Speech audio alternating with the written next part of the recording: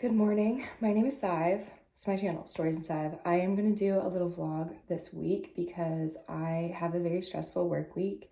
Yesterday, I was reading a lot on my Sunday as I was preparing for my week, and I was just really enjoying myself. So I kind of felt a little inspired to do just a read in the week with me. I'm gonna be updating you on progress for some books that I'm really excited about reading too in particular. So welcome to Monday morning. I just want to let you know, yesterday I finished an audiobook for a thriller called Only If We're Lucky by Stacey Willingham.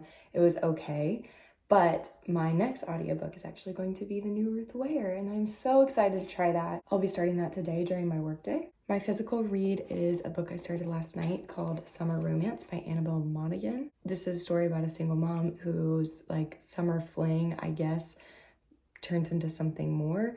This is like her first year kind of being properly single. I made it to chapter 10 last night, page 84, really enjoying it. The exposition was great, definitely giggling a lot. Also, the love interest is a skateboarder and my husband skates, and so that was like a fun little I was laughing at that for sure.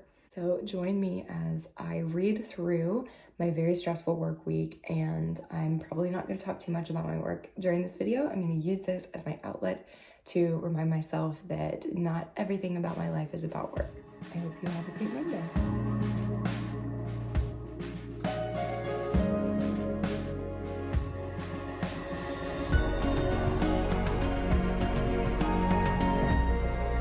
Okay, I finished my work day. I went to a dinner with a friend of mine and now I am back home. One of the reasons why it was such a good day though is I went to the library to pick up some holds and to the bookstore. So I figured I would show you the books that I got. Here we are.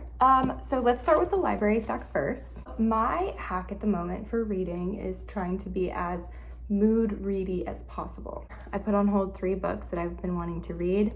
Part of Your World by Abby Jimenez, The Year of the Witching by Alexis Henderson. I read Alexis Henderson's other book, House of Hunger, earlier this year and loved it. And then I have Better by Far by Hazel Hayes, who's an author that I've read from before. This is her sophomore novel. This is a romance, but it's more literary. This is also a romance, but I believe it's just more contemporary, more like fun and bantery. I believe this is an age gap romance. And then of course, you know, I have to get horror because this has been a genre that has been so good to me this summer. And Alexis Henderson, I know, is a powerhouse. I read a lot of books from the library and I read a lot of audiobooks from the library. So when I come across a book that I read via audiobook that I have given 5 stars, this was in my top 10 books of 2020, The City of Girls by Elizabeth Gilbert. I found this for $5.75. So as I grow my book collection, when I see something that is a really good price and is in good condition, I know I've read this and love this book and I want it on my shelf, I give myself a pass to buy it. Last but definitely not least, this might be the book that I'm the most excited about. This is Mary by Nat Cassidy, and this is a weird transformation horror. Our main character is an older lady. She's a little bit past middle ages, and it's just meant to be like very spooky, very weird, female rage out there horror. I've heard some great things about it, and it's just always been something that's intrigued me. So when I saw it at the bookstore for $5.75, had to buy it. Today is the type of day in South Carolina that is so hot, you just never cool down, and anytime that you're in the car, your car never gets cool enough. I'm always sweating. So I'm about to go shower. Sarah just got home. I just heard the garage door open, and I'm gonna try and read a little bit more of Summer Romance by Annabelle Monaghan. I did listen to some of One Perfect Couple. He's fine, I promise. I'm gonna tell you about One Perfect Couple another time because he's so annoying. Good morning, it is Tuesday. I am about to head to work. I just wanted to check in and tell you how my reading went last night. I read a little over 50 pages of Summer Romance, so I am now maybe like a third of the way through it and at page 140.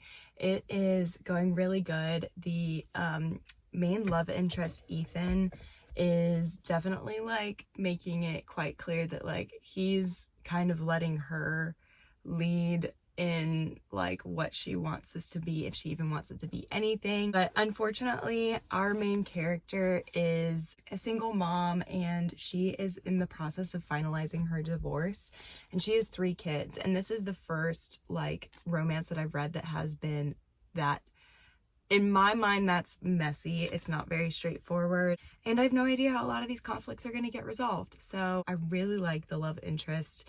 The dynamic is fun, and it's been an enjoyable read so far. Her writing is clearly, like, she's clearly very good.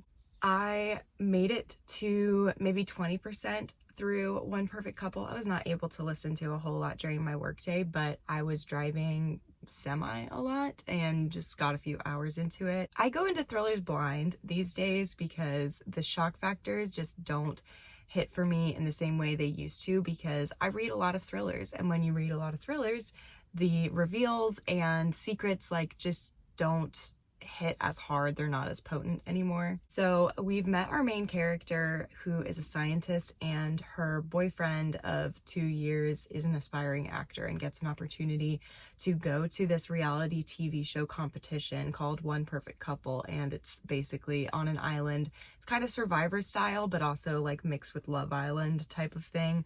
And we are getting flash forwards to a very out of context mayday call coming from the island. So we know that something's about to go down. There has been 1 or 2 sketchy moments with like the producers.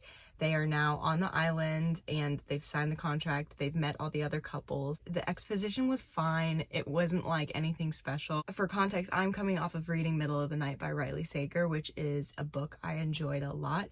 And an opening I adored. The opening was like so suspenseful. For some reason, like the concept he was playing with was really scary to me, but we've gotten 0 suspense. Like this to me is definitely very mystery, not thriller yet so far. So we'll see. I'm excited to get more into that today. Workday is gonna be stressful. It's gonna be tough. I've got my caffeine with me, my audiobook, and we're gonna push through. So I will talk to you guys later.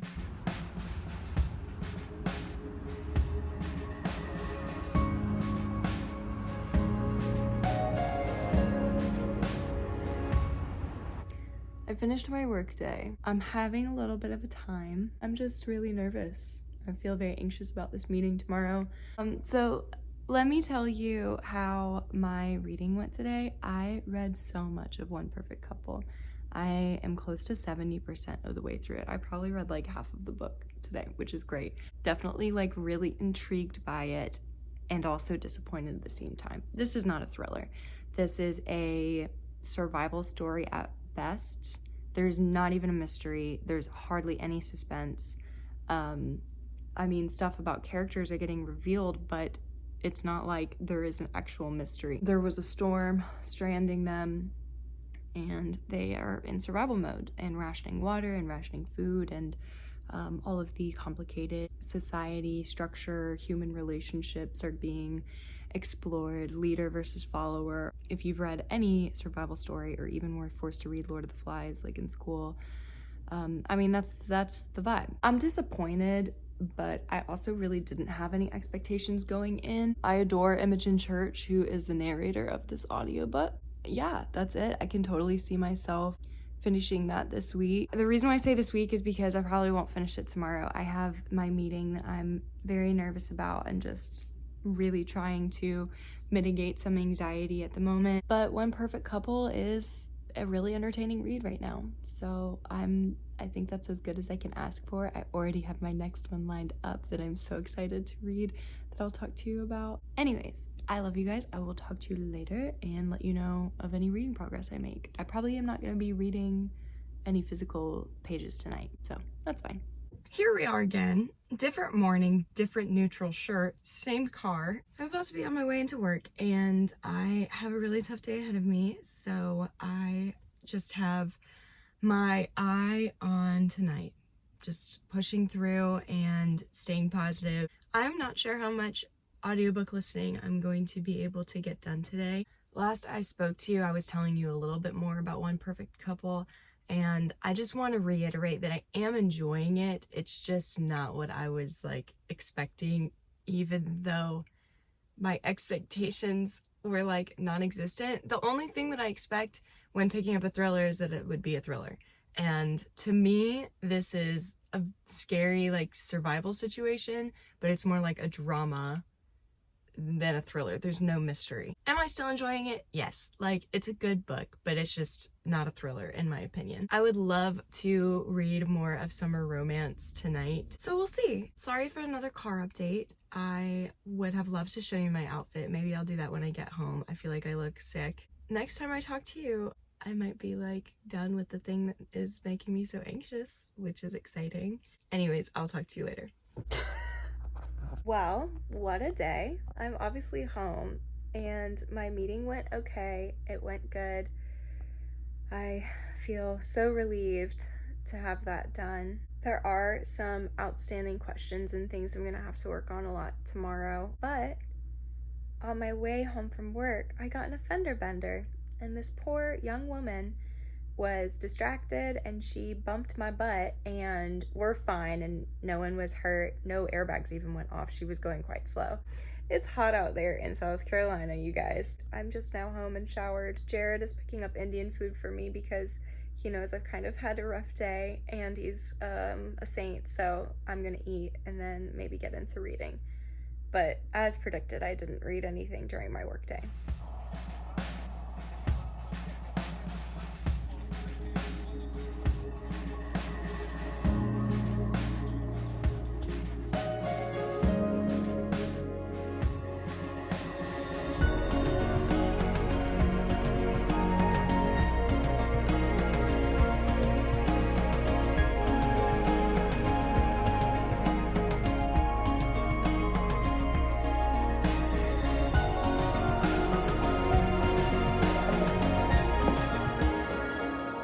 Good morning. As you saw last night, I did not do any reading and I was just watching the Uruguay versus Colombia Copa America soccer game.